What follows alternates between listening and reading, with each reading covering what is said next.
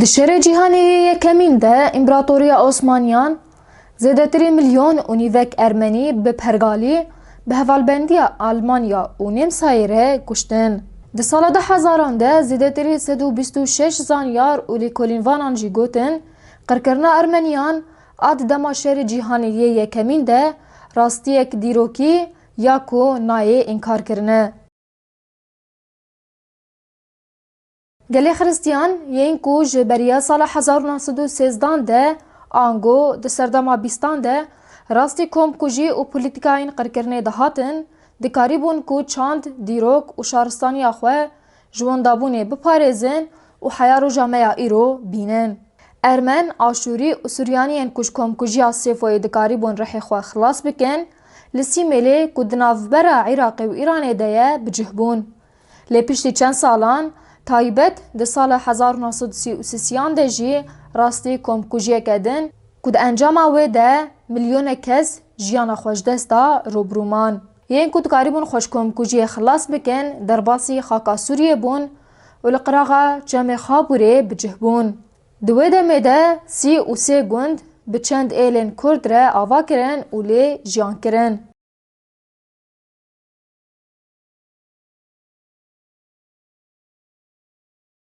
Piştî destpêkirina alûziya Sûriyê di bihara 2011 de hejmareke pir mezin ji Aşûriyên ku lê navçeya Tiltemirê ya kantona Hesekê jiyan dikirin dest bi yekemîn pêla koçberiyê kirin. Lê êşa mezin ku nayişbîrkirin û netêkhewandin jî êrişa Daişê di 23 Şibata 2015 de li ser navçeya Tiltemir û gundewarên wê bû. Êrişa Daişê ji gelê Kurd û Arab zêdetir bandora wê li gelê Aşûrî hebû. Ji ber ku di wê berbangê de zêdetirî 200 kesên Aşûrî ji zarok, jin û kalopîran hatin ravandin. Bi wê êrişê re pêla koçberiya ya duyemîn dest pê kir û vê carê hejmara kesên ku koçber jî bûn pir zêde bû. Êdî kolanên tijî jiyan û zindî bûn roj bi roj ber bi valabûnê ve çûn û bûn wekî nîvgiraveke terikandî ango çoleke vala. Aşûriyên gundewarên navçeya Tiltemirê bûn şahidê karîseta herî mezin ku di êrişa 23 Şibata 2015 de pêk hat.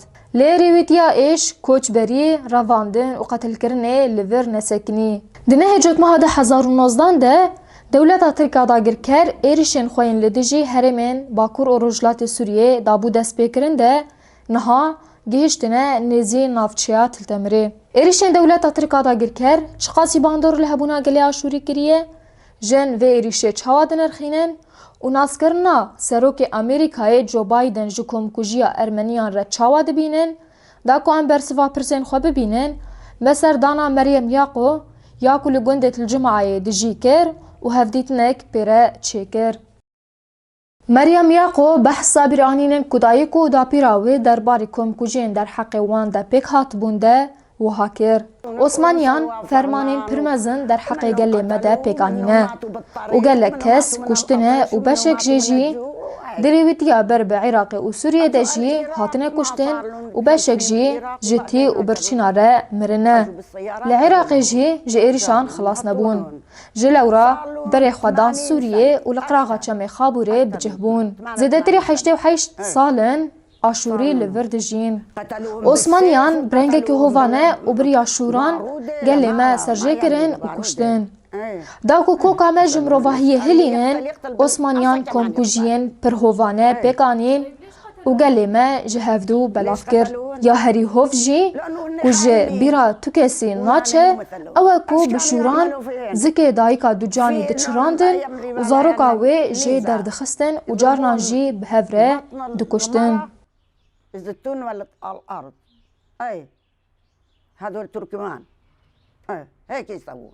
Meryem da zanîn ku wan dikarî bû hejmara xwe ya li Sûriyê piştî koçberiya ji Iraqê zêde bikin û wiha dirêjî da gotina xwe. Dema ku em derbasî Sûriyê bûn û li Tiltemirê bicih bûn, çandiniyê çavkaniya debara me ya serek hebû. Ji lewra me şev û roj kar kir, zarokên xwe zewcandin, zarok û neviyên wan çêbûn, bi vê awayî da ku em li vir jî qir nebin, bi hejmara xwe zêde kir.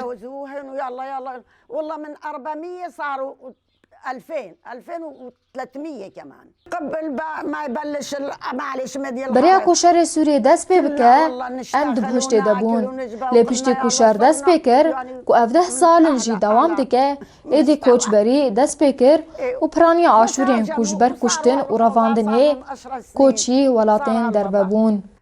منهم هاجروا، كل القرية هاجروا، والاشوريه كلهم هاجروا، والعرب كمان في منهم هاجروا. الدنيا كلها هاجروا، يعني خافوا اختي، خافوا هاجروا وبقوا هالقليل. هاجموا القرى الثانيه. پشتی شهر سوریه کود 23 شباط 2015 ده دریا رواندن اندسد آشوریان جالی داعش و ام بکم کجی کدن را روبرو هاتن. ام گلکی ایشیان دما کمدی دید جنین چلنگ، میر، زاروک و قالوپیر هاتن رواندن. داعش گنده مشوتاندن، دیر تاقاندن و هلوشاندن. جوی دمی دم من حیث کر کو کم کجی کدن در حق مده پیکته.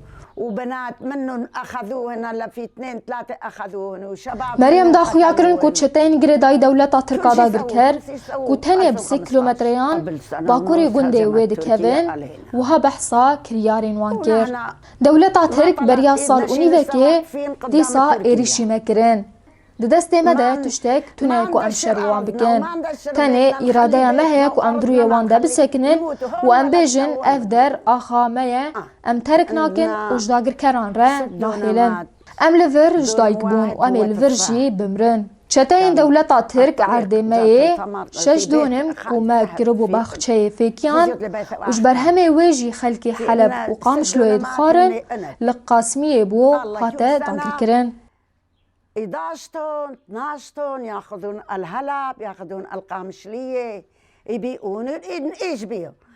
يوم هاجموا سووا صار هالاوضاع، البستان راحوا، الارض راحوا، هلا ما فلحنا هيك ما فلحنا. تحقق دولتا ترك السراخه ما تنيا بلا دولتا ترك باش بزانبه او خاكو او انها لسرجيان دكن يا دابير و بابير منا ديري ما لتركيا تاقاندن و هلوشاندن مانش حقي ما يكو إيرو أمجي داخوازا ما في خوابكن اف دو جارن دولتا ترك ايريشي مدكه و دخوازا ما قربكه جاركي لتركيا لدجي دابير و بابير ما ونها جي لفر دخوازا ما تنبكه امنا خوازن كو كوم كوجي دوباره ببن وهون كمان اجوا هاجموا. مريم دا خفنا خوده بالکشان سر ناسکرنا سروک امریکای جو بایدن جکام کجین ارمنیان ره و افیک آنی زمان خودش جو بایدن نرازی به تشتک او نهاده که نکیمی دولانت ترامپو جبرگو همو سوجه وانن گرکو نب هفکاری امریکا، فرانسا، بریتانیا، المانیا و هند دولتین دن با ایرو ام وکی گل سوریه و تایبت آشوری ندگشتن ویروشه هزا خوال سرگل بگونه درتینن هوله بريطاني والالماني كلهم هن يسوون التشقلات، هن لهم قوه والعالم فقيرين. مريم بفان گوتنان داویل اخفنا خوانی بویر و کامکوجین کل ترکی در حق گلی ارمن سریان آشوری ده پیک هاتن امنا خوازن کن حال لوی درجی دوباره ببه هبون و تنبون آمه و لسر في آخیبه. يعني وجودكم وعدم وجودكم رح يكون هون. ايه وجودنا هون.